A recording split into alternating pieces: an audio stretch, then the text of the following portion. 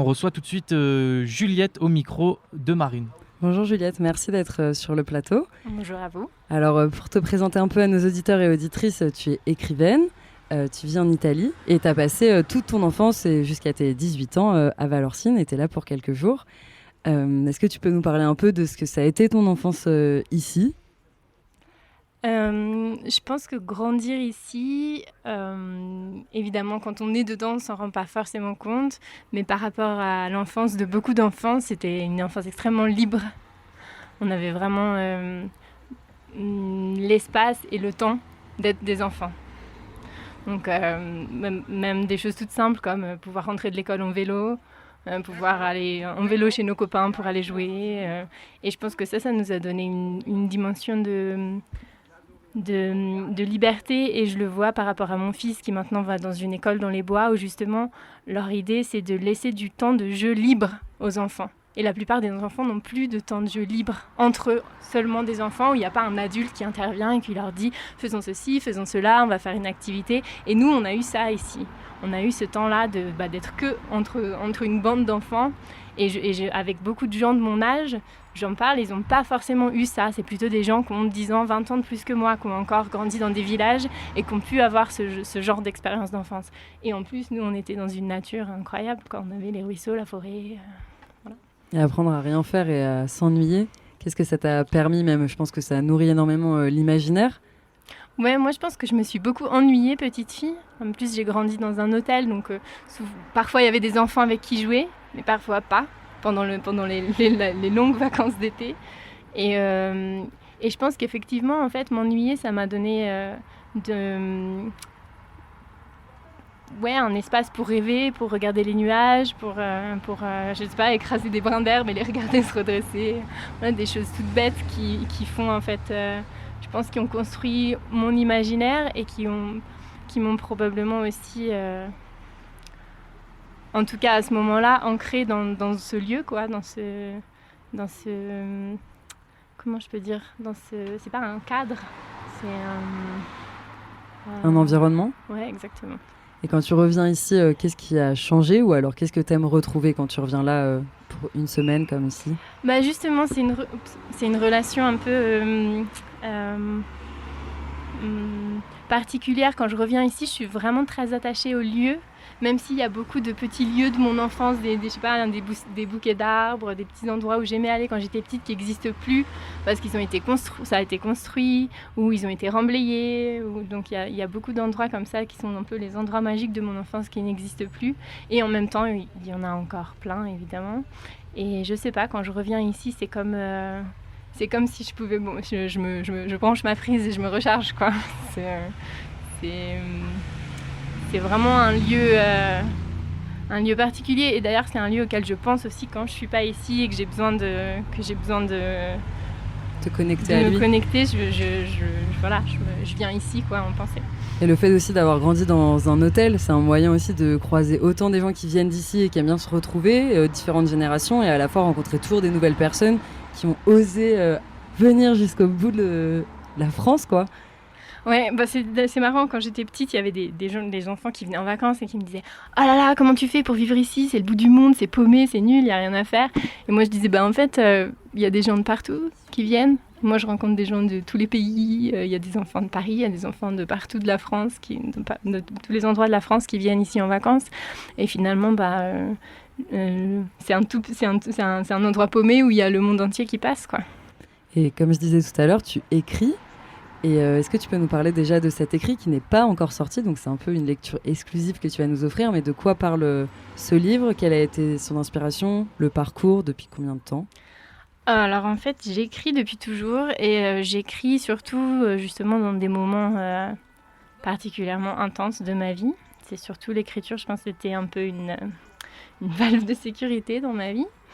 Et donc à un moment, j'ai eu envie, besoin de mettre ensemble justement tout ce que j'ai écrit dans les années et de les mettre en perspective quelque part. Donc autant de manière chronologique que dans une évolution et dans un parcours de guérison, de dire bah voilà, ça c'était là d'où je viens, là d'où je suis partie dans mon évolution personnelle. Et puis ça, c'est les 2-3 petits trucs que j'ai compris entre-temps, quoi. Et c'est une écriture qui est plus autobiographique ou c'est fictionnel et à l'intérieur de ça, tu intègres des vrais événements? Non, c'est autobiographique. Je raconte pas ma vie, mais je prends vraiment des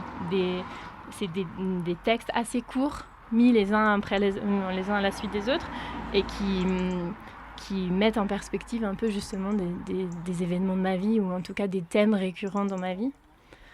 Et moi, souvent dans ma vie, les livres m'ont aidée dans un moment de difficulté. Il y a un livre qui est arrivé et c'était m'a donné les informations dont j'avais besoin pour avancer. Donc je me dis que peut-être ce livre-là pourrait avoir ce genre de fonction peut-être dans la vie de au moins une personne. Les livres, oui, c'est ça, c'est aussi comprendre comment fonctionnent d'autres humains dans d'autres pays, comprendre d'autres cultures, d'autres époques, et voir qu'en fait, on n'est pas tout seul à ressentir ces émotions. Alors, est-ce que tu peux aussi nous dire, est-ce que c'est construit autour d'un personnage, ce livre? S'il y a un personnage, comment il ou elle s'appelle? Non, il n'y a pas de personnage, en fait, c'est vraiment des extraits de textes écrits sur chaque chapitre, tourne un peu autour d'un thème. Donc, il y a, par exemple, je sais pas, il y a un chapitre qui est plus justement sur mettre en perspective qu'est-ce que c'est mon histoire, l'histoire de cette personne qui est Juliette, mais qui est en perspective dans plein d'autres vies et dans plein d'autres univers. Où il y a un autre chapitre qui parle du corps, par exemple. Et c'est vraiment comment moi j'ai cheminé avec ces thèmes-là. Et il y a des textes parfois dans le même chapitre qui sont écrits à 15 ans d'intervalle et qui peuvent même se contredire l'un l'autre. Mais justement, c'est pour ce que j'ai envie, c'est de donner à voir, je suis partie de là, je suis passée par là, je suis allée là, après je suis allée là. Ça me fait penser à un livre qui s'appelle « Tu ne t'aimes pas » de Nathalie Sarraute, donc qui est une dramaturge à la base, et qui a écrit un livre. C'est juste avec des tirets et des phrases comme si c'était une longue conversation. En fait, on pourrait dire qu'il y a, une quinzaine de personnages, alors qu'en fait, c'est une discussion intérieure. Et en fait, on voit des phrases qui sont complètement contradictoires, justement. Mais ça montre aussi ce qu'est être humain. C'est à la fois, on peut penser quelque chose un jour, et puis 2 jours après, autre chose, et d'être traversé complètement par ses émotions, ses pensées complètement différentes, mais c'est aussi ce qui nous fabrique. Et le chapitre que tu as décidé de nous lire aujourd'hui, il parle de quoi? Justement, donc c'est un extrait du chapitre qui s'appelle « Une histoire ». Et il parle de mon enfance. Enfin, il parle justement de mon histoire mise en perspective de l'évolution de mon âme. Donc voilà, d'où je viens et où je vais. On peut peut-être, juste avant que tu commences la lecture, déjà, en quelle langue tu écris? Parce que tu vis en Italie, tu parles aussi anglais et tu es française. J'écris dans les 3 langues, justement, ça dépend des fois. Donc, en majeure partie, c'est en français et en italien. Il y a beaucoup de tous les textes plus récents, la majeure partie sont écrits en italien. Ça fait plus de 10 ans que je vis en Italie, donc je parle bien italien. Puis je fais aussi des traductions, donc je peux écrire en italien, quoi. Et puis il y a certaines parties qui sont écrites en anglais aussi. Et du coup, tu laisses les 3 langues ou toi, tu vas tout publier sous la même langue? Moi, je voudrais que ça sorte avec tous les textes originaux dans la langue d'origine, et dans l'édition française, les textes qui ne sont pas en français seront traduits en français. Dans l'édition italienne, les textes qui ne sont pas en italien seront traduits en italien, etc. Mais que les originaux soient visibles. Montrés, ouais. Et il sera édité d'ici combien de temps, tu penses? J'espère l'année prochaine. Alors, on croise les doigts et on va te laisser lire ce texte. Merci pour ce cadeau.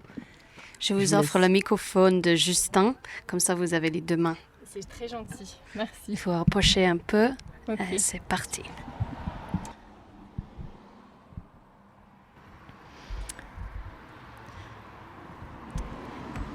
Alors ce texte c'est du 19 mai 2013 et le texte original est en français, en italien et en anglais justement.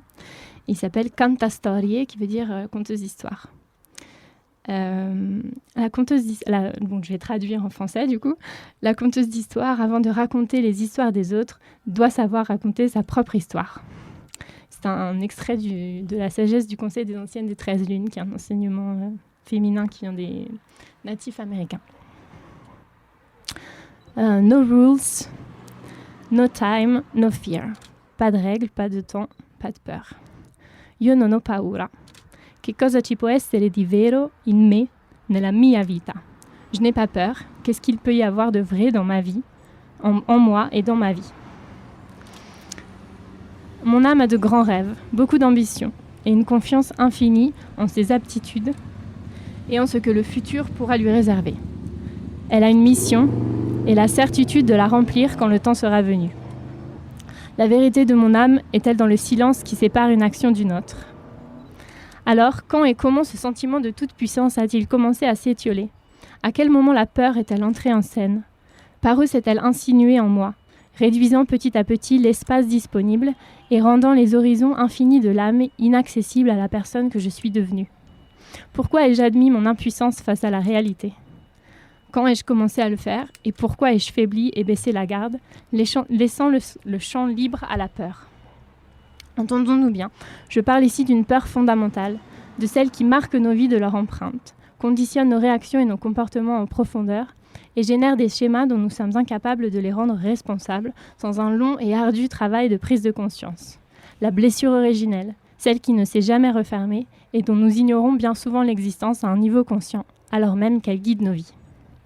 Pour reconstituer la scène du crime, il faut plonger dans les certitudes de l'enfance. Quand je serai grande, je serai aimée, je rendrai le monde meilleur, je serai un écrivain, je gagnerai ma vie en faisant ce qui me rend heureuse. Comment ces certitudes, somme toute assez raisonnables pour un être humain qui aspire à une existence digne de ce nom, ont-elles été érodées petit à petit par les marées de la vraie vie ? Un des premiers coups de boutoir a sûrement été la mort de mon père. La mort pour une petite fille de 2 ans et demi, ça ne veut pas dire grand-chose. Mais l'abandon et la trahison, si. De même que la culpabilité et la sensation de ne pas avoir été assez importante pour le retenir, pour que ça vaille la peine de ne pas mourir. Je me roule par terre en pleurant. « Je veux... Mais quoi à la fin ?» me crie ma mère exaspérée. « Quelque chose !» Je ne sais pas, c'est tout ce que je peux dire, entre 2 sanglots qui me font mal au ventre. Quoi ? Je ne sais pas, et c'est bien le problème. J'ai 3 ou 4 ans. Une violence et une rage que je suis bien trop petite pour contenir me submergent. Peut-être que je veux juste que ma mère me contienne physiquement, qu'un adulte me donne l'impression de maîtriser la situation. Peut-être ai-je simplement besoin que les grands soient des adultes et pas des enfants perdus qui jouent à faire semblant. Des âmes d'enfants blessés dans des corps grandis qui en réalité ne sont jamais devenus de véritables adultes. Peut-être que je souffre de l'absence de références stables, ces personnes sur lesquelles un enfant sait qu'il peut solidement compter pour l'accompagner avec amour à se construire. Quand je ne me roule pas par terre, j'aime bien m'allonger dans l'herbe, lire l'avenir dans les nuages et regarder les dieux de l'Olympe se former puis s'effilocher au gré du vent, comme dans Fantasia. Et puis observer de tout près les brins d'herbe écrasés par ma main qui se redressent doucement et reprennent leur place. Aussi, j'aime bien faire pipi dehors dans les herbes hautes, manger des myrtilles et grimper sur les énormes cailloux semés autour de ma maison par un glacier géant qui était là il y a très très longtemps. Je n'ai pas peur, ni de l'orage, ni du noir, ni des gens. Je n'ai pas encore peur. Ou bien je ne sais pas encore que la peur est là, tapis. J'ai juste besoin d'être contenue et accompagnée et une confiance désespérément absolue en ma maman, qui ne m'abandonnera jamais.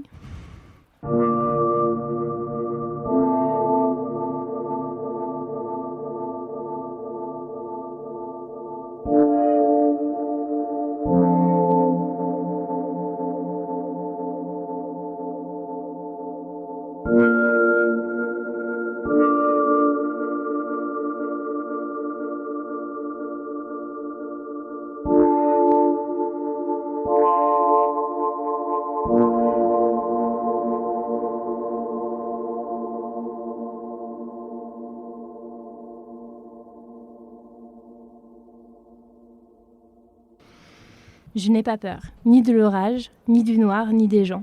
Je n'ai pas encore peur, ou bien je ne sais pas encore que la peur est là, tapis. J'ai juste besoin d'être contenue et accompagnée, et une confiance désespérément absolue en ma maman, qui ne m'abandonnera jamais, parce qu'elle et moi, on est inséparables. Même si parfois elle ne peut pas s'occuper de moi parce qu'elle travaille, ou parce qu'elle va faire la fête. Je sais bien qu'en fait, elle a toujours un œil sur moi, pas vrai ? Elle travaille à l'hôtel, juste à côté de notre maison, qui s'appelle l'Annexe. Moi, j'arrive pas encore bien à dire les X, donc je l'appelle l'Annesque. À l'hôtel, il y a mon papy Maurice, ma mamie Denise, mon tonton Jean-Luc. L'hôtel et la maison, c'est un peu pareil, donc je n'ai pas peur. Et puis, je suis libre. Libre de ne pas me laver pendant des jours, une toilette de chat, ça suffit bien, de manger plein de glace à la vanille que fabrique mon papy, des sandwichs beurre-chocolat arrosés de jus d'abricot et de sirop de fraise, et même des morceaux de sucre blanc que je pique dans une boîte à biscuits en fer orange et bleu que mes parents sortent du placard de la petite cuisine pour le café. La petite cuisine n'est pas une cuisine, c'est là où on mange, la famille et les employés, sur une grande table en formica bleu clair entourée de chaises dépareillées. Libre de jouer des heures avec les enfants des touristes, de m'ennuyer ferme, de passer des après-midi devant l'ordinateur avec mon tonton Jean-Luc en faisant semblant d'être allé jouer dehors parce que ma maman dit que c'est important que je prenne l'air. Merci Juliette pour cette lecture. Et peut-être nous rappeler le titre de ce livre, qu'est-ce qui sera ? On voit qu'il y a l'émotion qui remonte, c'est souvent ça quand on a écrit des textes, de voir quand on les relit à quel point ils résonnent toujours encore. Et peut-être juste nous dire le titre. Donc le livre s'appelle Le chant de l'âme. Voilà, Le chant de l'âme, on espère qu'il sortira l'année prochaine.